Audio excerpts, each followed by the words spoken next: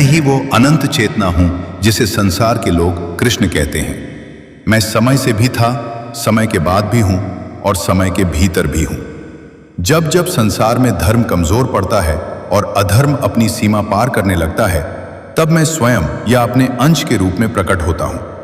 यह केवल एक जन्म नहीं होता, यह सृष्टि को संतुलित करने का एक दिव्य संकल्प होता है। जब पृथ्वी पर अत्याचार बढ़ गया था, जब कंस का भय हर हृदय में बस गया था, तब पृथ्वी माता ने देवताओं के साथ मिलकर विष्णु से प्रार्थना की।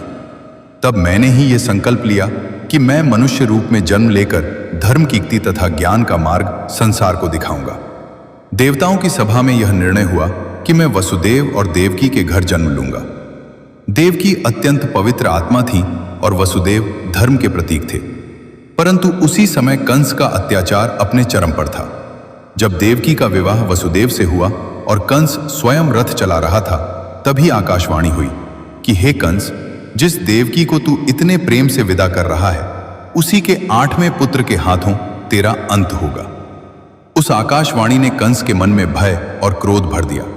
उसी क्षण उसने देवकी को मारने के लिए तलवार उठा ली। वसुदेव ने कंस से विनती की कि वह देवकी को न मारे और जो भी संतान होगी उसे कंस को सौंप देंगे। कंस ने यह प्रस्ताव मान लिया और देवकी व वसुदेव को कारागार में बंद कर दिया। वहां अंधकार था, भय था और अत्याचार का वातावरण था, परंतु मेरे आने का समय निकट आ रहा था। देवकी के गर्भ में जब मेरा अवतरण हुआ, तब ब्रह्मांड में एक अद्भुत शांति फैल गई। देवताओं ने आकाश से पुष्प वर्षा की और ऋषि मुनि ध्यान में मेरे अवतरण का अनुभव करने लगे। मेरे जन्म की रात अत्यंत पवित्र थी। वह भाद्रपद मास की कृष्ण पक्ष की अष्टमी की रात थी। आकाश में घने बादल थे, परंतु भीतर दिव्य प्रकाश था। कारागार के द्वार बंद थे, पहरेदार सो रहे थे और चारों ओर गहरा अंधकार था। तभी आधी रात के समय मैं देवकी के गर्भ से प्रकट हुआ। उस क्षण में एक साधारण बालक नहीं था, मैं अपने दिव्य रूप में प्रकट हुआ, 4 भुजाएं, शंख, चक्र, गदा और पद्म धारण किए हुए।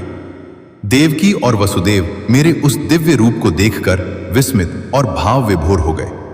मैंने उनसे कहा, हे माता और पिता, घबराओ मत। मैं वही परमात्मा हूं जो बार बार संसार के कल्याण के लिए अवतार लेता है।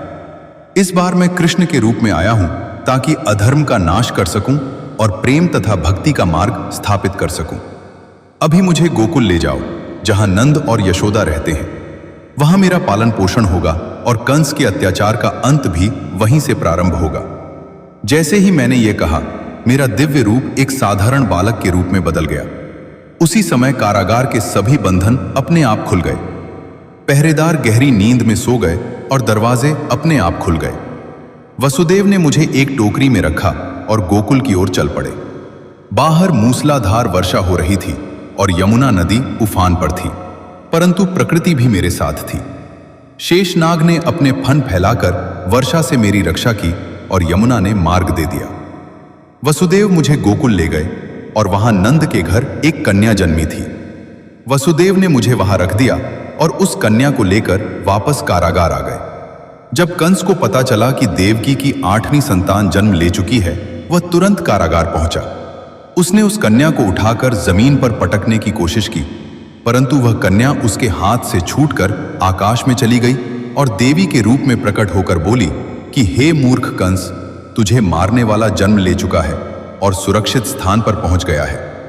यहीं से मेरी बाल लीलाओं की शुरुआत हुई। गोकुल में मैं एक साधारण बालक की तरह पला बढ़ा, परंतु मेरी हर लीला में एक गहरा आध्यात्मिक रहस्य छिपा था। मैं माखन चुराता था, गोपियों के साथ हंसता खेलता था और ग्वाल बालों के साथ गाय चराता था। परंतु यह सब केवल खेल नहीं था, यह संसार को यह सिखाने का माध्यम था कि परमात्मा तक पहुंचने का सबसे सरल मार्ग प्रेम और भक्ति है। मेरे जन्म का रहस्य यही है कि परमात्मा हमेशा दूर नहीं होता। जब भक्त का हृदय पवित्र हो जाता है, तब परमात्मा उसी हृदय में जन्म लेता है। जैसे मैं देवकी के गर्भ से प्रकट हुआ, वैसे ही मैं हर उस हृदय में प्रकट हो सकता हूं जहां प्रेम, करुणा और भक्ति हो। यही मेरे जन्म का आध्यात्मिक संदेश है। मैं ही वह अनंत चेतना हूं जिसे संसार के लोग कृष्ण कहते हैं। मैं समय के आरंभ से पहले भी था और समय के अंत के बाद भी रहूंगा। यह संसार परिवर्तनशील है, परंतु मैं अपरिवर्तनशील हूं। जब जब पृथ्वी पर अधर्म बढ़ता है और धर्म कमजोर पड़ने लगता है, तब मैं स्वयं को प्रकट करता हूं। मेरा जन्म केवल एक बालक का